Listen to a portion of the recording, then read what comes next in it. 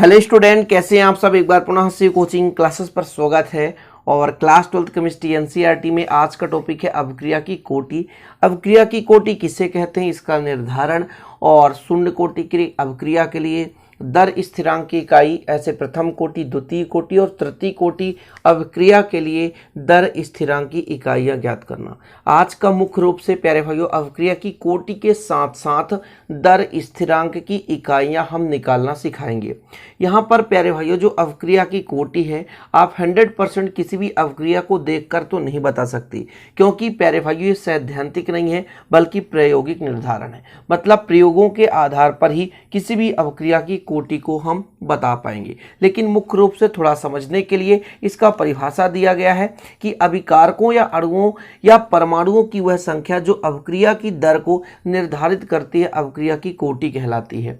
अवक्रिया की दर क्या है प्यारे भाइयों, तो समय के साथ अभिकारक में कमी या उत्पाद में वृद्धि अवक्रिया की दर कहलाती है। मतलब समय के साथ कितना अवक्रिया हो रहा है वो दर कहलाता है। अब वो जो दर है प्यारे भाइयों, है ना, जिस अणु परमाणु या आयनों की संख्या पर निर्भर करेगी या किसी भी अभिकारक के अणुओं परमाणुओं की संख्या पर निर्भर करेगी, वही स्टूडेंट अवक्रिया की कोटि कहलाएगी। कहने का मतलब अवक्रिया को संपन्न होने के लिए जो आवश्यक रूप से प्यारे भाइयों भाग लेते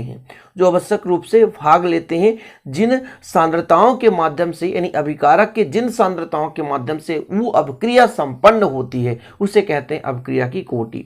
तो अभिकारकों के अणुओं या परमाणुओं की वह संख्या जो अवक्रिया के दर को निर्धारित करती है उसे अवक्रिया की कोटि कहते हैं। दूसरे भाषा में स्टूडेंट किसी अवक्रिया की कोटि उस अवक्रिया के दर नियम समीकरण में अभिकारकों की सांद्रता पर दर्शाई गई समस्त घातांकों के योग के तुल्य होता है।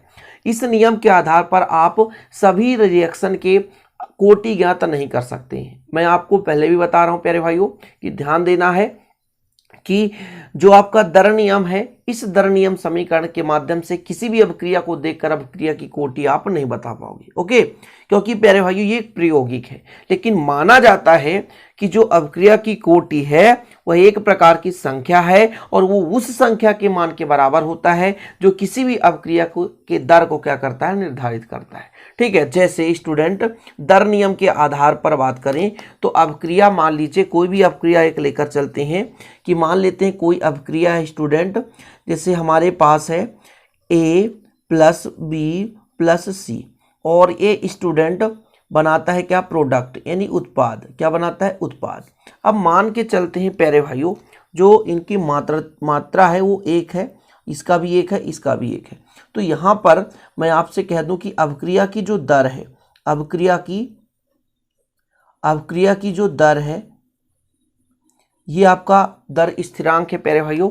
जो आपका ये K है दर स्थिरांक है, तो ये किस पर डिपेंड करेगा, A पर डिपेंड करेगा, B पर डिपेंड करेगा और C पर डिपेंड करेगा।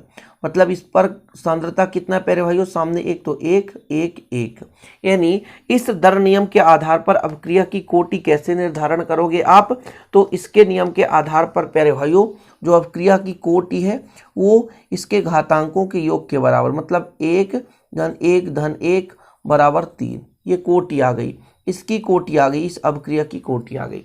समझ गए ना। तो दर नियम क्या कहता है कि अभिकारक का सांद्रण जितना अधिक होगा, है ना, उन सांद्रताओं का योग स्टूडेंट वो क्या रिप्रेजेंट करेगा, वो अवक्रिया के कोटि को रिप्रेजेंट करेगा। इतना क्लियर है। जैसे मैं कई सारे एग्जांपल लेकर चलता हूं स्टूडेंट, जैसे मैं कहता हूं एक सिंगल है A और ये प्यारे भाइयों ये क्या बनाता है, क्रियाफल। क्या बनाता है, क्रियाफल। ओके, ये क्रियाफल बनाया। तब मैं यदि आपसे कह दूं जो रेट होगा स्टूडेंट वो प्रथम घात के सांद्रण के समानुपाती, यानी एक घात है, क्योंकि यहाँ पर सिंगल ये एक है स्टूडेंट। तब यहाँ पर आप क्या कहोगे कि जो कोटि है यानी n का मान है स्टूडेंट वो एक होगा। क्या होगा, एक होगा। तो प्रथम कोटि का अवक्रिया है। कैसा है स्टूडेंट, प्रथम कोटि का अवक्रिया। कैसा है, प्रथम कोटि का। ओके, यानी जब जिसका भैया घात कितना हो, सांद्रण का घात कितना हो, एक हो। ये दर नियम के आधार पर आप निकाल रहे हो, ठीक है ना। इसी प्रकार प्यारे भाइयों यदि हमने A + B ले लिया और ये बनाता है क्या, क्रियाफल। क्या बनाता है, क्रियाफल। तब जो रेट होगा स्टूडेंट वो A के समानुपाती और B के समानुपाती होगा।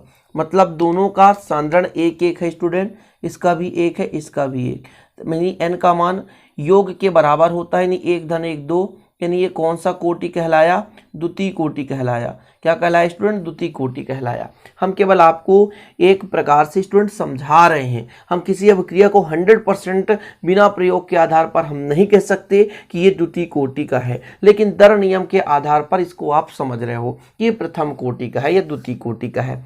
इसी प्रकार से स्टूडेंट और कई सारे एग्जाम्पल्स को आप समझ सकते हो। जैसे स्टूडेंट यहाँ पर आपने लिया 2a, आपने लिए 2a और ये क्या बनाता है, क्रियाफल। क्या बनाता है, क्रियाफल।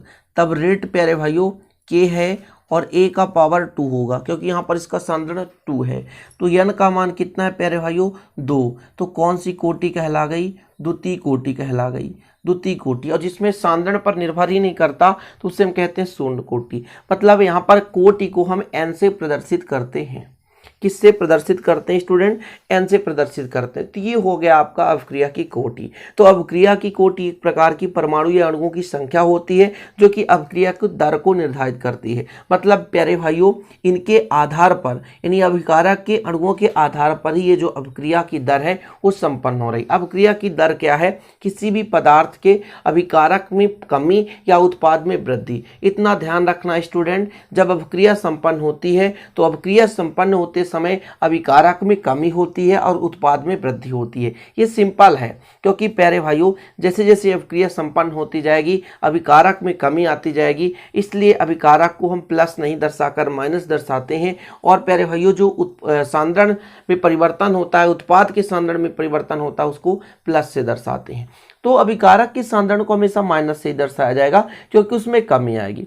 ये हो गया प्यारे भाइयों अभिक्रिया की कोटि। बहुत सारे एग्जाम्पल्स हैं, जैसे मैं यदि आपसे कह दूं एग्जाम्पल के तौर पर कि आपका हाइड्रोजन परऑक्साइड है।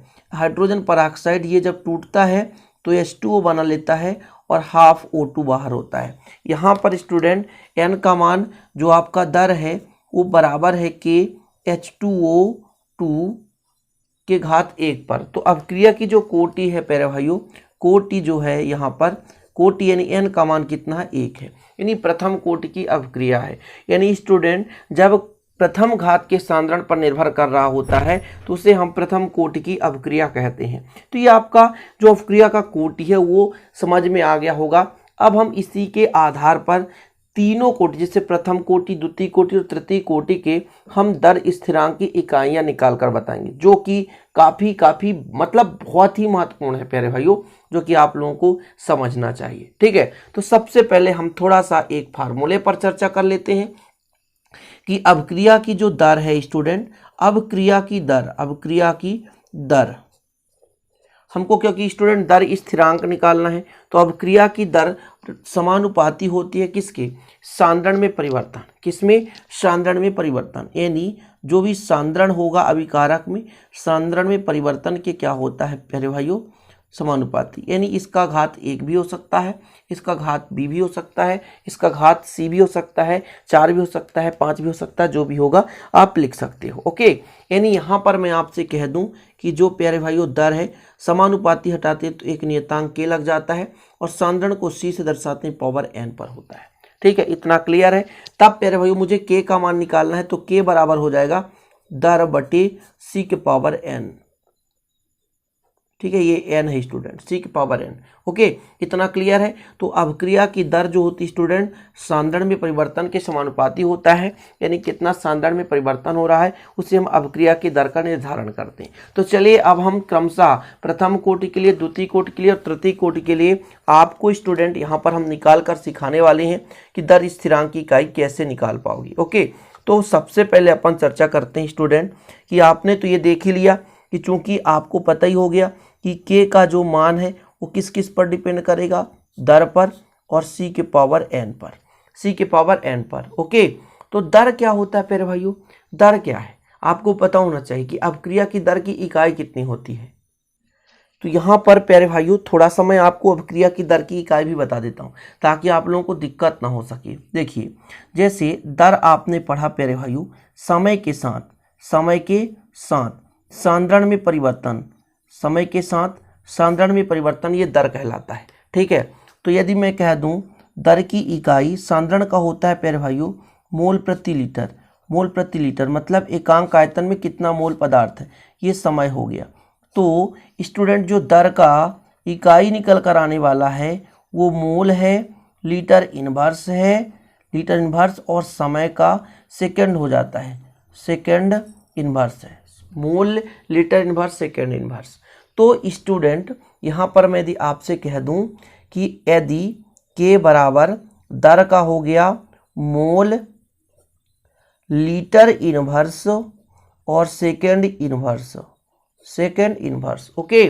और प्यारे भाइयों नीचे सी है यानी सांद्रण है, सांद्रण का होता है मोल प्रति लीटर यानी लीटर इनवर्स। और स्टूडेंट यहाँ पर n का मान बस बदलते जाएंगे तो प्रथम कोटि के लिए निकल कर आएगा, द्वितीय कोटि के लिए निकल कर आएगा, तृतीय कोटि के लिए निकल कर आएगा। ठीक है, तो पहला स्टेप हम करते हैं स्टूडेंट शून्य कोटि के लिए। किसके लिए? शून्य कोटि के लिए।